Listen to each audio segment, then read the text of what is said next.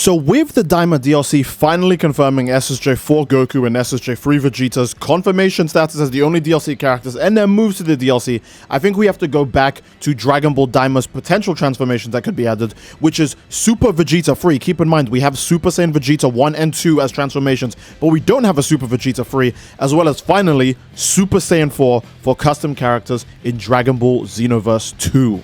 Ladies and gentlemen, thank you for coming. I'm going to make this as quick as I can, so without further ado, let's go into this. Before, I thought Dragon Ball Xenoverse 2 was going to do Super Saiyan 4 for DLC Pack 4. I think we're going to get a transformation in DLC. Now, it's going to sound really like lackluster as a point to make, other than the fact that this is the last chance they have to add Super Saiyan 4 to the game, because let's be real, there's not going to be another chance better than this to add Super Saiyan 4 to the game. Fans have been asking for it for ages, and the only excuse they had to not add it to the game beforehand was that it was a GT exclusive transformation, which is non-canon, and it's super old, so they don't have to go out of the way to go add it, right?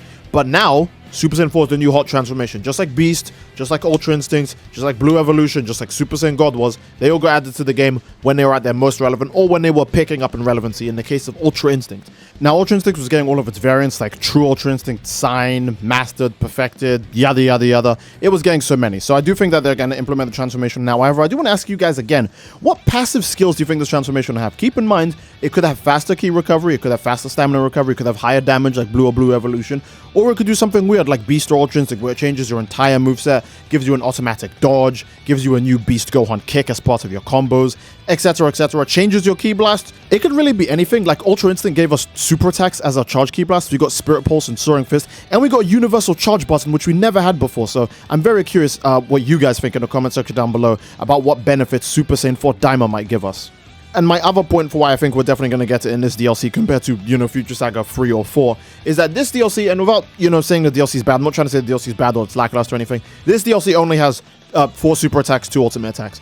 Obviously, we're going to get, new Super Souls, new costumes, etc, etc, etc. But gameplay-wise, this is like OG Xenoverse DLC tier. This is like you get 2 DLC characters, 2 new super attacks, 1 new ultimate attack per character.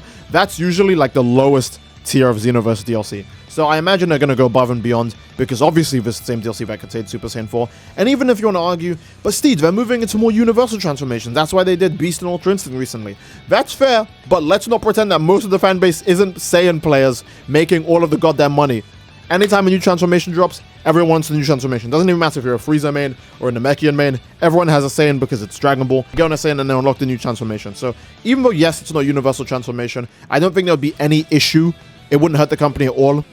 It wouldn't even hurt the player at all if they just did Super Vegeta 3 and Super Saiyan 4 for the game. Now, the practicality of adding Super Saiyan 4 to the game is one of the easier and harder parts of the game, because what buffs would you add to Super Saiyan 4? I'm asking you guys, the, viewer again. What buffs would you add to Super Saiyan 4? I'm very curious. Would you give it higher ki recovery, higher stamina recovery, more damage, more defense? Would you give them a damage debuff, like they take more damage in Super Saiyan 4, just like Beast and Golden form? What would you actually add to this? Because this is a form that is really hard to do buffs for, because Xenoverse 2 has basically added everything else into the game already. Xenoverse 2 does have a pretty diverse list of transformations. Yes, obviously some are way better than others. I'm looking at you, Super Saiyan Blue Evolution. But it doesn't change the fact that the diversity between the transformations still exists when it comes to their abilities. A good example is Beast makes you take a crap ton more damage. Evolution Blue makes you take a crap ton less damage.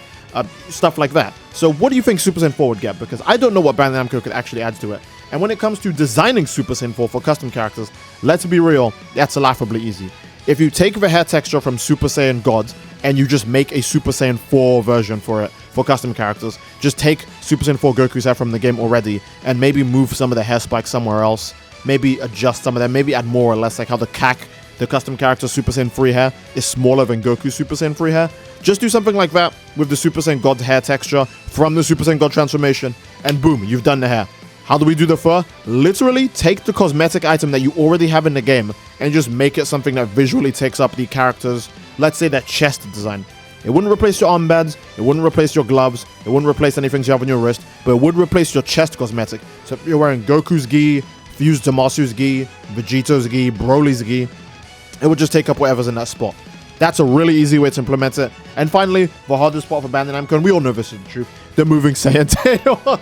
You cannot have a stiff tail for a genuine transformation. For an accessory, it was already very insulting, but that's an accessory. We can kind of forgive that. For a transformation, hell no. We already have tail physics in the game because of Frieza's, and already a tail animation set in the game because of Super Saiyan 4 Goku and Super Saiyan 4 Vegeta.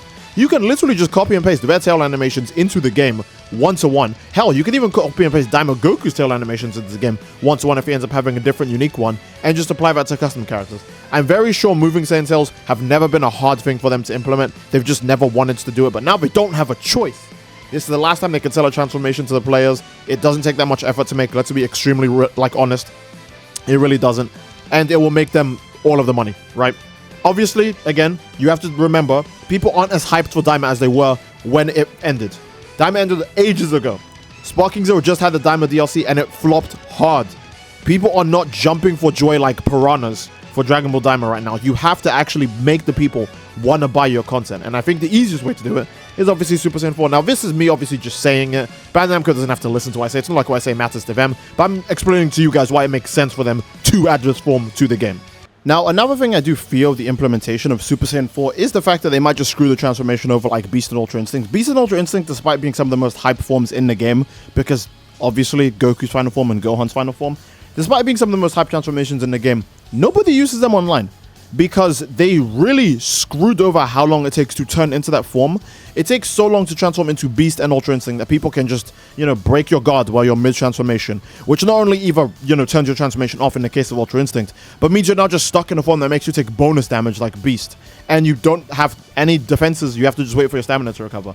That did heavily cripple Beast and Ultra Instinct's popularity. Yes, people still obviously like the forms in the game, and everyone still, ended up using it, but after a while, people did quickly drop it. People have already gone back to using Super Saiyan Blue Evolved, the usual transformations, Potential Unleashed. Nobody uses Beast and Ultra Instinct anymore. And I would like for Super Saiyan 4 to not fall under that same category. Now, Super Vegeta 3 is fine, so long as it, if it's a stronger version of Super Vegeta 2, yes, it's going to probably be the new best Ki Blast transformation in the game. But Super Saiyan 4, on the other hand, I really hope they don't mess this one up.